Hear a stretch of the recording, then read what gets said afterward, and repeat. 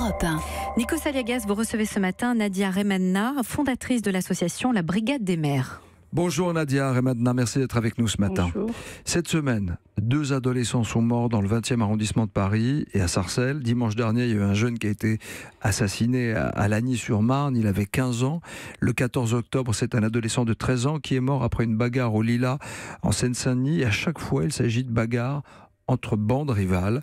Comment expliquez-vous, madame, ce regain de violence, vous qui êtes sur le terrain avec votre association, la Brigade des Mères? Alors comment je l'explique? Malheureusement, ce phénomène a toujours existé.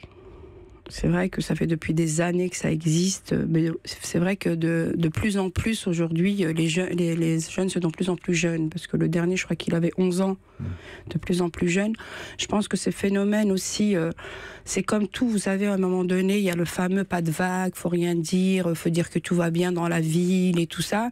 Et je pense qu'il y a les élus de la République aujourd'hui sont toujours en demande d'argent, mais il n'y a pas de professionnels en face.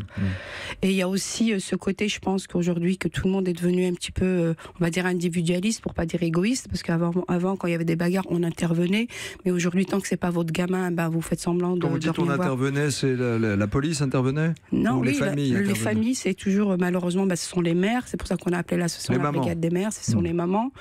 Et je pense à chaque fois qu'il se passe un événement comme ça, justement, moi je pense surtout aux mères, aux parents, parce que ça doit être dur justement de perdre son enfant dans ces conditions. Et je voulais revenir, moi, aux municipalités, par exemple. Moi, je me rappelle, une fois, il y avait un règlement de compte à Sevran. C'était la ville de Sevran avec Villepinte. Et j'avais alerté la mairie, la police, j'avais alerté un peu tout le monde. Et personne n'est venu. On attend toujours que ça finisse pour qu'on intervienne. D'accord. Quand le ministre Christophe Castaner, le nouveau ministre de l'Intérieur, dit hier « Je ne laisserai pas les jeunes terroriser un quartier. D'ici à la fin de l'année, je vais mettre 10 effectifs supplémentaires », c'est utile, c'est entendu, c'est quoi la réalité sur le terrain? Vous avez affaire aux jeunes, aux bandes, aux familles des victimes? Moi, je ne pense pas que je ne laisserai pas les jeunes terrorisés. Je pense qu'il faut protéger cette jeunesse. Comment on fait? Il faut faire plus de prévention. Parce qu'en France, on travaille beaucoup sur la répression et pas assez sur la prévention. Racontez-moi, donnez-moi un exemple de prévention. Qu'est-ce que vous faites? Par exemple, la prévention, former des vrais éducateurs.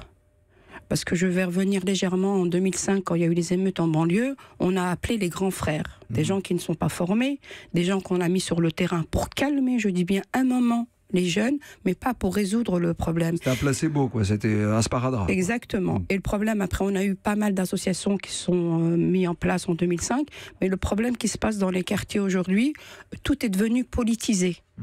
Il n'y a plus les vrais travailleurs sociaux. Qu'est-ce que ça veut dire politisé? Ça veut dire, par exemple, quand on va nommer quelqu'un médiateur ou éducateur, automatiquement il est copain avec le maire. D'accord. Et il a comme pour mission de calmer. En fait. Voilà, il y a d'autres intérêts. Et le but, c'est de protéger, parce que nous on est sur la protection de la jeunesse, on a un devoir, il y a la Convention des droits de l'enfant, nous avons le devoir de protéger et pas de faire de la répression pour un oui, pour un non. Parce qu'effectivement, il faut que les parents soient écoutés, les mères soient écoutées, les pères soient écoutés. Parce qu'on a tendance à dire c'est la faute des parents. Moi, je peux vous dire, je ne connais aucun parent qui veut que son enfant devienne délinquant. Pour autant, on a l'impression qu'ils n'ont pas la main sur leurs enfants. Oui, effectivement. Pourquoi? Expliquez-nous. Alors, effectivement, il y a beaucoup, parce que malheureusement, il y a beaucoup de mères seules.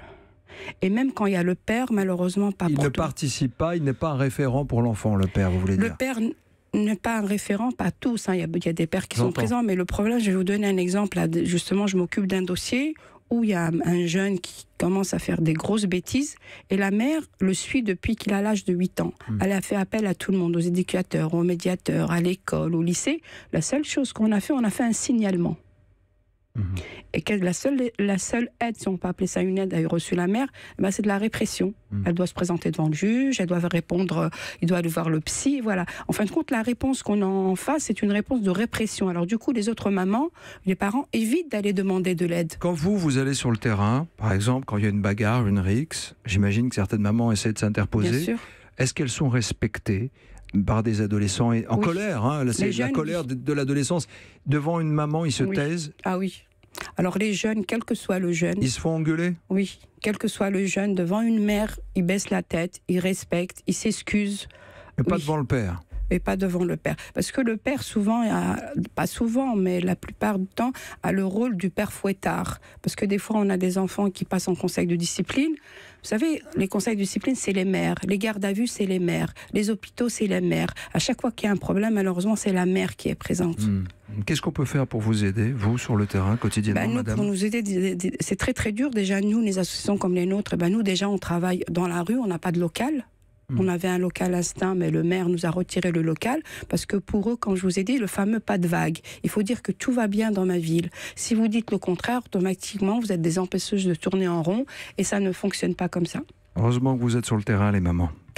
Nadia Remadna, merci d'avoir été avec nous ce matin, fondatrice de l'association La Brigade des Mères.